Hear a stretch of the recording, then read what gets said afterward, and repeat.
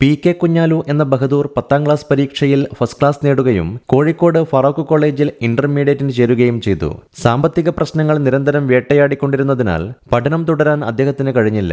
സ്വകാര്യ ബസ്സിൽ കണ്ടക്ടറായി ജോലി ചെയ്തത് അക്കാലത്താണ്. അപ്പോഴും നടനാകണമെന്ന മോഹമാണ് മനസ്സിലുണ്ടായിരുന്നത്.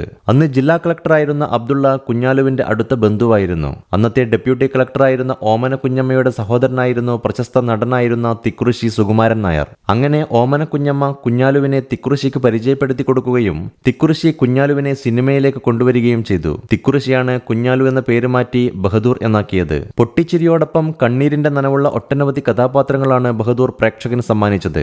നാടക നടനായി തുടങ്ങിയ ബഹദൂറിന് ആ അനുഭവങ്ങൾ സിനിമയിൽ മുതൽക്കൂട്ടായി. നടനെന്ന നിലയിൽ നിരന്തരം സ്വയം നവീകരിച്ച ബഹദൂർ അഭിനയത്തെ എന്നും നെഞ്ചോട് ചേർത്ത് പിടിച്ചിരുന്നു. അരനൂറ്റാണ്ട് കാലത്തോളം ഹാസ്യനടന്റെയും സഹനടന്റെയും നായകന്റെയും ഒക്കെ വേഷം കെട്ടി പ്രേക്ഷകരെ പൊട്ടിച്ചിരിപ്പിക്കുകയും കരയിക്കുകയും ചെയ്ത മലയാളത്തിന്റെ പ്രിയപ്പെട്ട ബഹദൂർ കായെ അനുസ്മരിക്കുക എന്നത് സുഖമുള്ള ഒരു നൊമ്പരമാണ്.